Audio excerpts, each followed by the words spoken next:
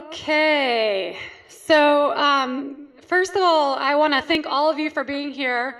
Some of you I know, some of you I don't know. My name is Dr. Patricia Kiser. I've been practicing chiropractic for the last 22 years. We've been part of Maximized Living for the past few years. And one of the things I always tell people is I expect to see miracles. I expect to see miracles when you walk through the door. Pauline, thank you so much for sharing your story. I really, really appreciate it. And there's no better feeling, and I'm sure Dr. Abby and Dr. Mira would agree, there's no better feeling than taking someone from being in a position where they're overweight, they're on multiple medications, they can't move, they can't lift their kids, they can't dance, they can't golf, they can't do the things that they love to do. There's no better feeling to have that experience from taking someone from right here to right there, right? Where she's off the medication, she's lost weight, she's more, her body's, everybody else is getting older and degenerating, and what's she doing? She's healing and regenerating. She's getting better with time, right? We all only have so much time, and what are we doing with it, right? Are we getting sicker and unhealthier? Because that's what society is teaching us to do, right? Take more and more pills. Every other commercial is a drug commercial. It's getting us sicker and sicker. Now, you guys have heard me say this, we're 5% of the world's population. What percent of the world's medication are we taking? Right? 80 to 90% of the world's medication. So we know that that's not the answer, right? So now, as Dr. Abby said, one of the things that when we go out to our training seminars, one of the things that we're taught is, I am the answer. And I think you should look at yourself that way. You are the answer, right? We're teaching you the protocols, we're teaching you what you need, but it's going to be up to you to do it, right? More information is not going to get you there. More information is not going to get you there. What's going to get you there? Taking action, right? And this whole 21-day thing is about accountability, right? We can all have our goals, we can all have dreams, we can have all these things, but unless we have accountability, then it doesn't make any difference, right? We can leave here and go back doing the same thing. So that's what we're looking at changing. Now, Pauline mentioned something very important, and it's probably the least understood component of overall wellness, well-being, and vitalism, right? So what organ, and some of you already know, but what organ controls every other organ in the body? Kevin's pointing, the brain, right? It's the brain, right? I went out and spoke to a group of preschool teachers recently, and you know what they said? It's the heart. I couldn't tell them that they were incorrect because I love it. What more do you want for a group of preschool teachers than to be leading from their heart, right? I love it. But yes, actually it is the brain that controls every organ in the body. So in order to understand how your body works, you need to understand the physiology and the anatomy and the function. So how your body works, the brain, master control center, sends messages down the spinal cord, which is your lifeline, information superhighway. Off the spinal cord are all these nerves that go to every organ, every tissue cell in the body. So for your heart to beat, for your lungs to breathe, for your stomach to digest that smoothie you just had, you need nerve flow. So if I cut the nerve going to the heart, how well is your heart going to function? It ain't. It ain't. It ain't going to function. Pauline mentioned the thyroid gland, right? So she mentioned, so when we're looking at glands, we're looking at functions, we're looking at cortisol, we're looking at all these functions of the body, again, being regulated by this. So guess what? You can have the best diet in the world, right? You can do everything Dr. Abby had mentioned. You can have the best workout in the world, right? But if you don't have nerve flow, there is no way you're going to be at your optimal level of health or function. So again, we cut the nerve going to the thyroid gland. How well is the thyroid gland going to work? It ain't, right? It ain't.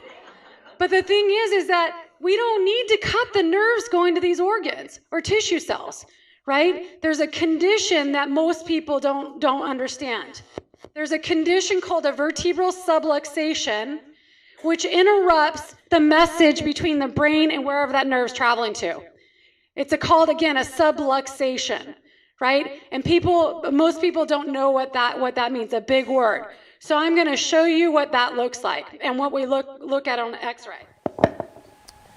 So you have 24 vertebrae that house your spinal cord and nervous system, right? And from the time that we're born, the trauma of the birth process, to the time we grow up, we're 2, right? We're climbing, we ride bikes, we fall down, we ice skate, we rollerblade, we do all of these things throughout a lifetime causes these subluxations in the spine. So subluxation is the big word for a malposition of a vertebrae causing pressure on those nerves. So you'll have a chart right there with 2 columns on it. It's a spinal nerve chart. On that nerve chart, that first column you see, it shows you everywhere the nerves travel to. So you look up and it's labeled, right? You have 7 cervical vertebrae, 12 thoracic vertebrae, and 5 lumbar vertebrae. At every single level, those nerves are traveling to different places. You can see in the upper cervical spine, they're going to the eyes, the ears, the sinuses. They're going into the head.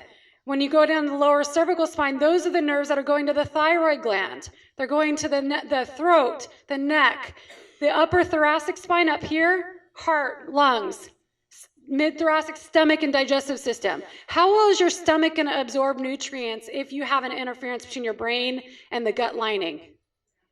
Not. Is it going to function at the optimal level or suboptimal? Suboptimal, right? So we look at that, going same thing for the large intestine, the colon, the bladder, the uterus, things like that. So when we look at it, we say, okay, optimal health, optimal function needs optimal nerve flow. That's why it's a second essential, right? Maximize living, the 5 essentials. The first one is what? Pauline, mindset, right? The first number 1 essential in health, overall, what health and well-being is mindset. Number 2 is sound nervous system. You have to have nerve flow. Number 3 is nutrition. 4 is fitness, which we're going to talk about that too. And then 5 is detoxification. So that's what we look at. So what does this look like?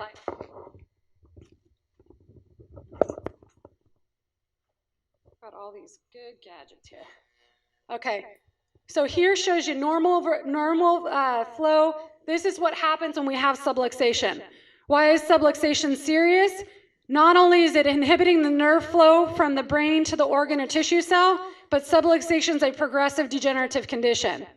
And what that means is when you have nerve pressure, the disc in between, there's discs in between here, these things, which are your shock absorbers, don't get adequate nutrition, and as a result, the joint itself will actually degenerate or it'll break down. So in your spine, I said again, 24 movable segments. At the level of subluxation or fixation, we're going to see degeneration, which is the breakdown. And of course, we're not getting nerve flow. And depending on which level is going to determine your symptom or loss of function. So take a look at the right column of that chart. Those are symptoms, right? When we look at symptoms, we don't look at symptoms in this office as being a bad thing. You know why? Because symptoms tell us that something's wrong. Do you look, if you're driving down the freeway and your oil light comes on, would you look at that as maybe it's a bad thing, but what is it? It's really just an indicator, right? But if you drove into a gas station and you went in and you told the guy or gal who was ever there, my oil light's on and I think I might need oil, and he comes out and he says, well, hold on a second. Here's some duct tape. Put the duct tape over the oil light and you'll be on your way, right? What would happen if we did that in our cars, right? Our engines would blow, right? So we know that that's not the answer. We don't do that with our cars, but we do it with our bodies every single day, right? Every other commercial. You've got back pain, take this. You've got headaches, you take this. Now, when we look at the drug commercials, by the way, Some of them can be quite comical, kind of. We look at it and say, okay, now we have drugs being put onto the market we've got conditions being created, diseases, syndromes, right, being created so that we can get the medications out into the market so we're selling more drugs, right? And so we look at that and say, okay, now if you watch a commercial long enough, what's at the end of the commercial? Warning, side effects, right? And then, of course, as we look at that, then multiple medications, the more side effects. So we look at that. We know that that's not the answer. Not, again, all of you know me. I don't mean that drugs and surgery are not necessary in some situations. I'm not anti-medical, right? But I'm saying as a last resort. Do we need to be taking 95% of the world's medication? No. No, we don't. And that's the thing. Now, we talked about how our current medical system's not getting anybody healthier. The other thing that happens right now is that the cost of these medicines, right? Everybody's heard about the EpiPen thing and how expensive it is, right? So what we're doing is we're looking at another way. So looking at all these symptoms, we're saying, we don't want to cover up symptoms. You come in here for pain, I'm not going to be looking to treat your pain. I'm not. What I am going to be doing is I'm going to look to find the cause of your pain, right? And remove the interference. So that's what we do. So 22 years, I mentioned to you in practice, and I expect to see miracles. In all honesty, the first couple years in practice, I was a pain reliever. I acted just like an aspirin, right? I treated people, I rubbed on muscles, I spent an hour with them with nerve stim and ultrasound, ice packs, just to treat the pain. And guess what? When their pain was gone, they were gone, right? And at the same time, they weren't getting any healthier. Usually that pain will come back if it's not corrected, and a lot of times it comes back even worse. So we look at it and say our goal is lifetime wellness. We want you to be nice and healthy. When we look at this, how many people are guests here today? Okay, so they're guests, yeah. So welcome all the guests, yeah. And so in just a little bit, we'll give you an opportunity to get checked for subluxation. So how do you know if you have subluxation or not, by the way? No. Okay, yes, if you have pain, you probably are subluxated. How do you really know if you have subluxation or not?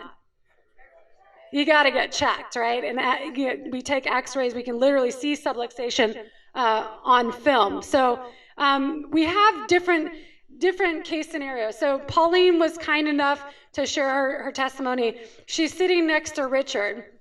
Richard the other day came in, and he was, I don't know exactly what you were saying, but it brought joy to my heart. He got up and he was like dancing in the reception area. And I was like, I don't think Richard was dancing when he first came in. He just looked, I just think like, it was just such an amazing thing, right?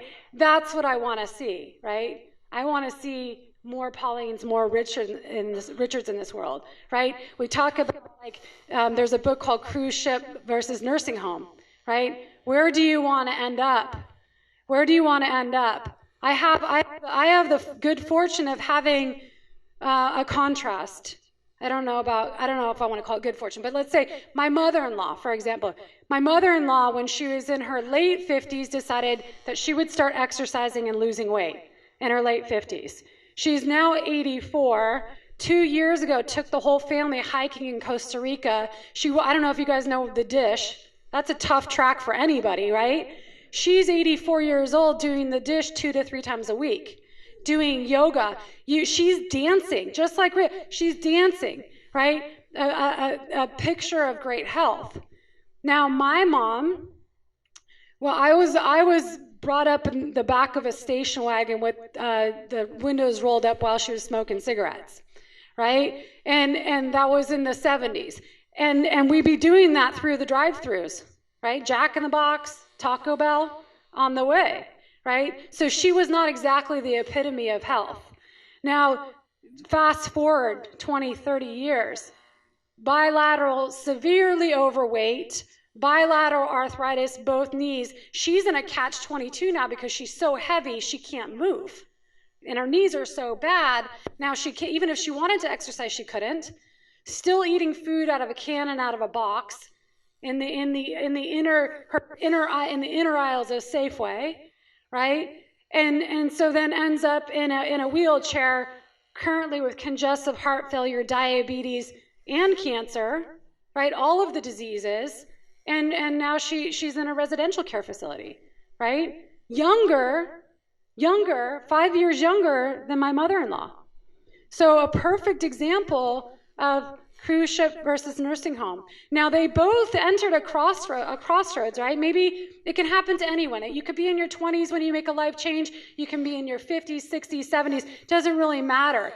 At some point in time, what happened was my mother-in-law got the message. She got the message and said, I need to do something now, or I'm not going to be around for my grandkids. My mom didn't get the message. My mom can't even recognize my kids, right? She's so doped up, so medicated, no matter what I say, it doesn't really matter. You know, the hardest people for us to get through, when people come in and we're trying to teach them the truth about health and healing and how the body works, the hardest people to get through are those who are on multiple medications.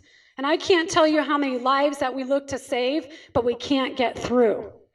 We can't get through. There's like the lights on, nobody's home, right? When we look at our epidemics now, we look at our youth, right? Addicted to heroin, right? When OxyContin first came out, what's OxyContin used for? Does anyone know? Pain, right? When OxyContin first came out, the drug companies swore up and down that it was non-addictive. Up and down. This drug is it's not an addictive drug, right? Is that the truth? No, it's not, right? So we say, okay, now they know it's a gateway drug to this now heroin epidemic, right? That our youth is facing that is much, much worse than we ever faced, right? When we look at, you see everyone that's standing back there, we have meetings, we go to events, we are on an absolute 100% mission to change healthcare, right? There's everybody that's in here right now, all of you, congratulations, because you're part of the mission, right? You guys, you know people who are suffering with these things, right? There's headaches. We had a guy, you guys have heard me tell the story, most recently, Simon came in with his wife. Simon is one of the lead administrators. He's essentially running Stanford Hospital. He comes in, his son plays baseball with my son. So what happens is he's like, well, Simon comes into my office like that. He's walking arm in arm with his wife, staggering, right? He comes in, and it's like, and what's going on with him? He has vertigo. If anybody's known anyone who's ever had vertigo, it's totally debilitating. So what's happening? Simon's seeing the room spinning, right? High-level administrator at Stanford. So he comes in, he's like, Donnie told me to come to you. I've already been to 4 different doctors. This is a last resort. 7 days, Simon had not eaten, he couldn't work. He comes in, and I adjust him. I usually don't do an adjustment. For those of you that don't know, is where we get the pressure off the nerves, allowing the body to be restored, the nervous system to be restored. We adjust Simon, comes back the next day, and he's like, I'm a million times better. But he was pissed. You know why he was pissed? Because he'd gone to 2 of the top orthopedics at Stanford. He'd gone to the top neurologist, and he went to the ER. And you know what he asked me? Why? Why didn't they tell me this? Why didn't they tell me to go see a chiropractor? Why didn't they tell me that you... And my only answer to him was, they don't know. They don't know. I mean, a lot of you know my late father-in-law was a very high-end medical doctor, very intelligent, but I had to teach him this stuff, right? And so we see all of these things. Babies that have been constipated for days, right? Remember we said the first subluxation occurs usually when? At birth, right? You all have that visual I show when we had to watch those videos of the birthing process, twisting and pulling the baby's head, the little baby's head twisting and being yanked. Very first subluxation often occurs at birth. So then at what age should everybody be checked for subluxation? at birth. What was the first thing I did before feeding my newborn babies? Check their spines. But you're not taught this, right? What happens later? Okay, now we've got kids that are chronically recurrently getting sick all the time. Their immune systems are shot. What's controlling the immune system? The nerves. The nerves to the spleen. How does your spleen know how to operate unless it has nerve flow? How does your thyroid gland know how to operate unless it has nerve flow? It doesn't, right? So we look at all these things that happen over time. These are the things that we see in our office. So when I say, when you come in, we expect to see miracles, I expect to see miracles. I expect that you're sleeping better, that you're feeling better, that you have more energy, that you're off your medications, that you're losing weight, that you're able to I've had women who couldn't have children end up getting pregnant. Last story, I can tell you guys stories all day. I know we got other business to do. But today, I'm not going to tell you today's story. I'm going to tell you a story about a couple. And Elliot and Yuka. Elliot comes in, just like a lot of you, he comes in for back pain. We start to adjust his spine. He's getting better, and he's doing great, right? But he comes in one day, and he's like, Doc, he's stressed out. I can see he's practically in tears. He's like, Doc, I just got to tell you something. Can we talk? And I said, yeah, let's go ahead. Let's go over here. Let's go talk. And he's like, he's in tears, and he's like, I've been trying to get pregnant with my wife for 2 years. We've spent $40,000 on fertility treatments. She just had her 3rd miscarriage. And he's like, I don't know what to do. I don't know what to do. He's in tears, right? Of course, this is a huge stressor for him. And so I said, Elliot, I've never met Yuka. How do you know if she's got nerve flow going to her uterus? How do we know that our body's even functioning the way it's supposed to carry a baby to term? And he's like, oh, I never thought of that. And I was like, yeah, absolutely. So get her in. Let's get her checked. Let's take an x-ray of her spine, and let's just see if she has subluxation. We know she's not pregnant at this time. It's a perfect time for us to be able to see with an x-ray what's going on. Sure enough, Yuka comes in. We take an x-ray of her spine. She had severe subluxation at L4 and L5, right down here in the lower spine. Her uterus probably was getting about 20% nerve flow, probably 20% of the communication from her brain to her uterus. So how well was her uterus functioning? How well was it going to be able to carry a baby to term? So the wisdom of her body kept miscarrying, right? Long story short, we get into adjusting her. I'm adjusting her for three months at that point. We've been getting the pressure off her nerves. She's talking, oh, my back pain, this and that. And I said, our intent is to get the pressure off the nerves. So 4 months down the road, Elliot comes in again. This time he's got a huge smile on his face. And I was like, what's up, Elliot? And he's like, he doesn't say a word. He pulls out his phone. He hands me a picture of an ultrasound, right? And I don't read ultrasound every day. I can tell you what's going on with x-rays all day long, right? I don't read ultrasounds very often. So I'm looking at it, I'm kind of going, okay, all right, tell me what I'm supposed to see here, Elliot. And Elliot's like, he goes, count them. He goes, 1, 2, 3. They're having triplets. So they're having triplets. And I said, I had nothing to do with that. Nothing to do with that. 3 healthy babies born. I expect to see miracles. So anyway, this stuff is big. We see miracles every day, and we're blessed. And we're blessed that you guys are here. Now that you know what we know, it's up to you to share, right? How big is our community out there, and how many people are suffering? A lot. So when you come in here, you're on the mission with us, right? You know people that are suffering. You bring them in to get checked if they need to lose weight or whatever they need to do, get off their medications, whatever we need to do to help this community be healthier. We're 100% on board. So I appreciate all of you being here. The guests, there's going to be a sheet. Anybody you know who wants to get signed up, it's complimentary exam and x-ray. That's on us. It's usually over $300. So anyone who wants to get checked, sign up your friends, your family. We have the sheets. You have pens. I did have a question from Ed at break about, well, how do you know, right? Once you're on multiple medications, well, you don't just go cold turkey, right? That would be disastrous. But what you do is you start going in that direction, right? We said my mom and my mother-in-law, this stuff does not happen overnight. You start to take steps on the road to getting healthier a little bit at a time. You cut out your sugar, right? You do the things that Dr. Abby recommended. You start exercising, at your level. You start doing these things. Gradually, your numbers should change, right? Pauline, didn't you mention that one of your docs had actually taken you off medication recently? Yes. Okay. But the numbers changed.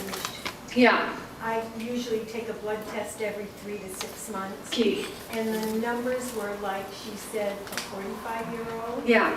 Yeah. Wow. That's amazing. Your numbers were that of a what? A 45-year-old. That's fantastic, right? So gradually getting out, change your numbers, change your lifestyle first, your numbers will change, and then you can bring it up to your doctor and say, hey, this is what I'm doing. I've lost weight, my blood pressure is going down, I'm exercising now. And a good doctor is going to be happy that you're going in that direction, and they're going to I'm seeing it more now than ever, they're going to want you to get off the drugs. So, some of them, a good doctor, I'm saying, right? Now, I also had a guy recently, he was scheduled for glaucoma surgery. This guy's a PhD at Stanford, scheduled for glaucoma surgery, right? I'm having he's at one of our talks. I'm telling him exactly what I'm telling you today. Look, your nerves go into your eyeballs, right? Come in from the brainstem, right? If you have pressure on the nerves going to your eyes, in intraocular pressure, what's controlling that? It's neurological, right? So I'm explaining this to him. I did not tell him that his glaucoma was going to change, by the way. I did not tell Elliot's wife that she was going to get pregnant. I don't claim any of that. What I do claim is that your body's going to function at a much higher level without nerve flow, and the ability for it to heal itself is much higher. So this guy comes in, actually was coming in for his back pain. He didn't even bring up the glaucoma in the beginning, right? He comes in, he's only been getting it, he got adjusted 3 times. He goes into his doctor, and his doctor's like, wow, your intraocular pressure is way lower. What have you been doing? He's like, the only change I made was going to the chiropractor, right? So maybe it was a fluke that day, right? So they let it go on another 4 to 6 weeks. Guess what? The numbers kept going down, right? Down and down and down, to the point where the doc said, you know what, that surgery is totally unnecessary, right? I don't know what the miracle is going to be. It's not up to me. It's not up to Dr. Abby. It's not up to Dr. Mira.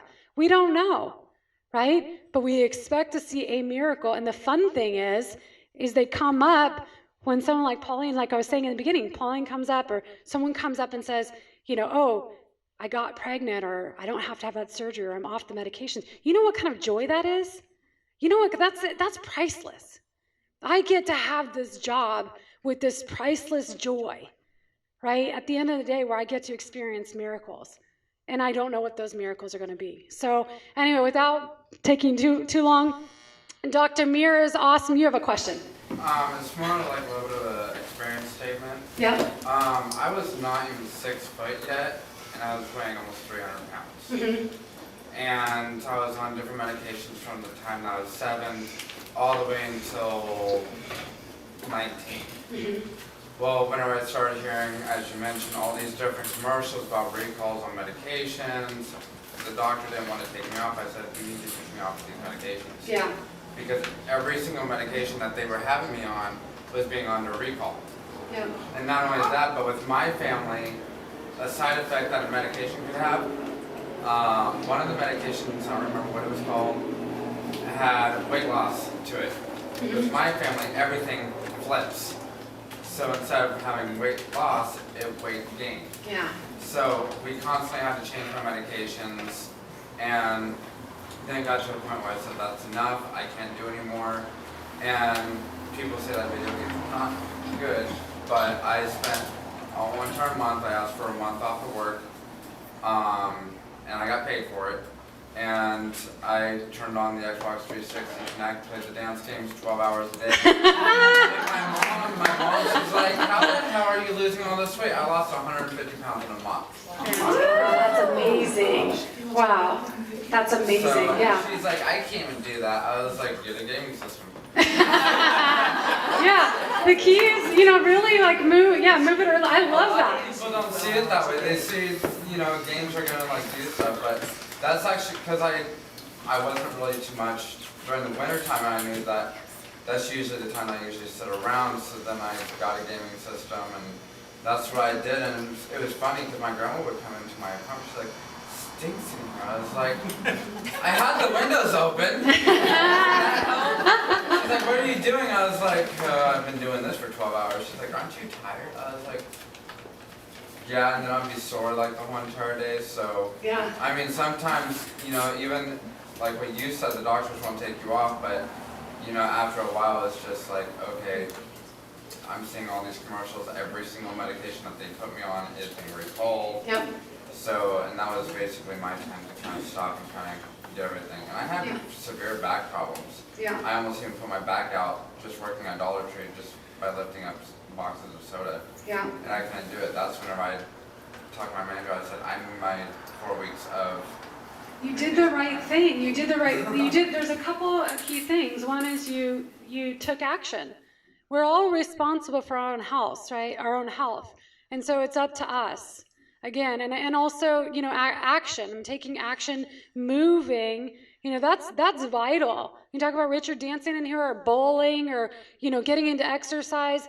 I'm telling you, the people that I see, including my mother-in-law and patients that I have here, the people that keep moving are the ones that stay healthy. Of course you gotta watch your intake, get adjust, all the other stuff, but you gotta keep moving. That's the key. So thank you for sharing.